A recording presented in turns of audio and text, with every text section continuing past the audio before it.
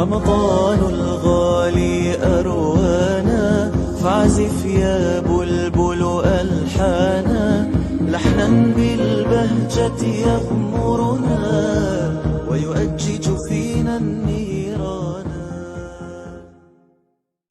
الحمد لله والصلاة والسلام عليك يا سيدي يا رسول الله. الصلاة والسلام عليك يا سيدي يا علم الهدى. ضاقت حيلتنا وأنت وصيلتنا أدركنا يا رسول الله بإذن الله. إخوة الإيمان، نبينا محمد عليه الصلاة والسلام oo la ziyaarto qabrigiisa waxay ka mid tahay waxyaalaha ugu waaweyn oo ilaahay loogu dhowaado, waxyaalaha ilaahay subxaanahu wa tacaala ridihiisa loogu dhowaado, waxyaalaha ugu waaweyn weeye allah nabigeena Muhammad calayhi afdalu salaati wa atamu tasliim qabrigiisa oo la soo ziyaarto. nabigeena calayhi salaatu wa salaam waxa uu u ballan qaaday qofkii qabrigiisa soo ziyaarta inuu u shafaaco qaadayo.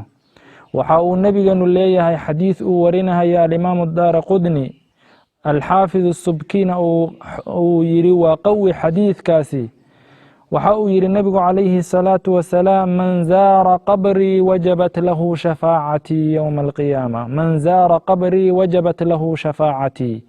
قفكي قبري جيجزو زيارته وحاو واجبتي وأسقناتي شفاعة ضيدة وأن الشفاعة قادها يا أيون ليه النبي عليه الصلاة والسلام.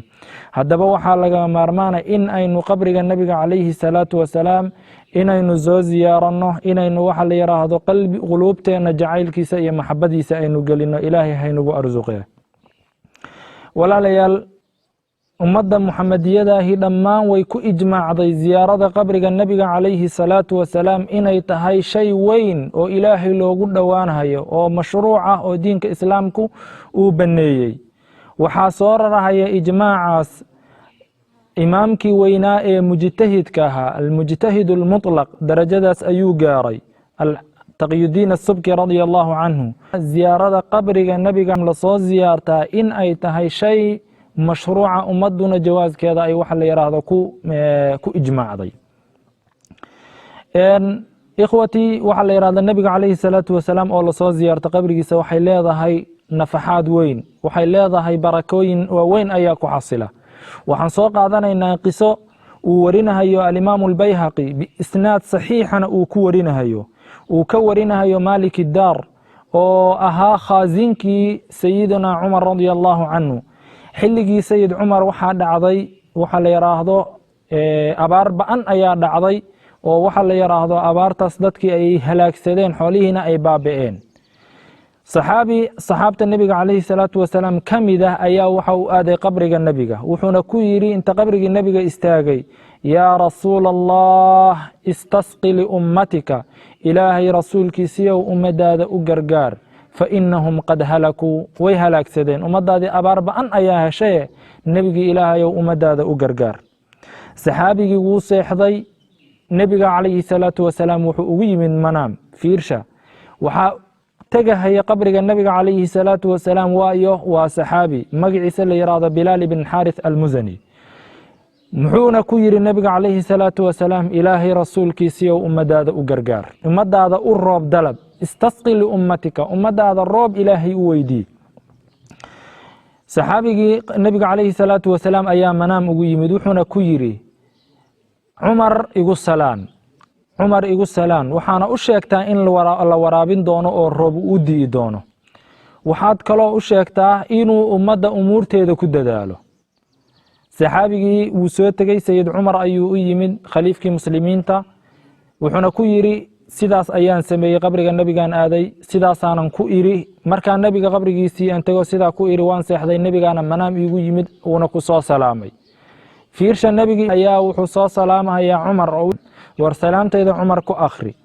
sayidina cumar radiyallahu canhu wuu booyey oo hin ayuu afka qabsaday. maxaa yeelay nebi muxamed calayhi salaatu wasalaam ayaa salaan u soo diray. nebiguna calayhi salaatu wasalaam xadiis saxiixa wuxuu ku sheegay ru'yadiisu xaq inay tahay. nebiga qofkii manaam ku arkaa inuu nebigii arkay calayhi salaatu wasalaam. cumar markuu u sheegay arrintii wuxuu la yiraahdo, wuxuu yidhi, ilaahayow waxa la yiraahdo anigoo awooda ma gabood falaayo ee waxaanan awoodin Allah ilaahay oo ha ii qaban qisadani waxaan iyo xadiidkan waxa la yiraahdo saxaabiga uu laga warinayo Bilal ibn Harith al-Muzani uu sameeyay waxayna tusinaysaa saxaabadii nabiga kaleey salaatu wasalaam ay goobjooga ka ahaayeen in ay mashruuc tahay ziyaarada nabiga kaleey salaatu wasalaam ikhwata al-iimaan nabigeena kaleey salaatu wasalaam dadkii aadka u jeclaa waxa kamida muadinkiisii Bilal radiyallahu anhu xilligii nabigu uu dhintay Bilal wuu joogi waayay magaalada Madiina maxaa yeelay meeshii uu nabiga kaleey salaatu wasalaam ku bartay ee uu ku arki jiray ee waxa la yiraahdo uu nabiga kula kulmi jiray wuu ku noolaan waayay isagoo nabiga kaleey salaatu wasalaam ka guuray oo baalkan la yiraahdo dhintay oo la aasay nabigeena kaleey salaatu wasalaam markii uu dhintay Bilal wuu guuray wuxuu degay wadanka Shaam la yiraahdo nabiga kaleey salaatu wasalaam muddo markuu ka maqnaa ayuu manaam ugu yimid wuxuuna ku yiri Bilalow mada zamanun lam narak Bilalow waxa la yiraahdo muddo ayaa tagtay anaan ku arag ilaahay nabigiisa ayuu jacayl iyo shawq iyo hilow u galay baalkan la yiraahdo Bilal inuu soo ziyaarto Bilal radiyallahu anhu qabriga nabiga ayuu yimid inta ishayn waayay buu wuxuu bilaabay qabriga nabiga kaleey salaatu wasalaam inuu ku galgalimaysto ciidiisi isku rogo barakaysi uu nabiga barakaysanayo cid tiri walaalayaal waa xaraam iyo cid tiri waa shirki iyo cid tiri waa macsiyo midna ma jirin saxaabadii nabiguna goob joogay ahaayeen qulubteena waxa la rabaa inaynu gelino jacaylka nabiga kaleey salaatu wasalaam inaynu ku beerno shawqiisa iyo xaniinkiisa maxaa yeelay qofkii nabi Muhammad jeclaada wuxuu nabigu u ballan qaaday maciisa inuu ahaanayo jannada walaalayaal waxa la rabaa dadku markii ay soo qofka nabiga uu ziyaaranayo inuu waxa la yiraahdo hay'adiisa hagaajiyo mariisa ku ugu quruxda badan uu xirto qabriga nabiga kaleey salaatu wasalaam uu istaago markaas waxa la yiraahdo nabiga isagoo ka edabsanaya noloshiisaba suu uga edabsan lahaa uga edabsanaya inuu inta istaaga yiraahdo ya rasuul assalamu alayka ya rasuul allah ikhwata al-iimaan waxa la yiraahdo waxaan leenahay dadka walaalaha muslimiinta soo ziyaarta nabiga kaleey salaatu wasalaam guud ahaan gaar ahaan markaad xajka aadaan nabiga soo ziyaarta ka dhigta wasiiladiina iyo bahalkan la yiraahdo maqsadkiina maxaa yeelay nabigu waa wasiiladeena iyo wasiilada aabaheen aadam عليه أفضل الصلاة والسلام والسلام عليكم ورحمة الله وبركاته نحن بالبهجة يغمرنا ويؤجج فينا النيران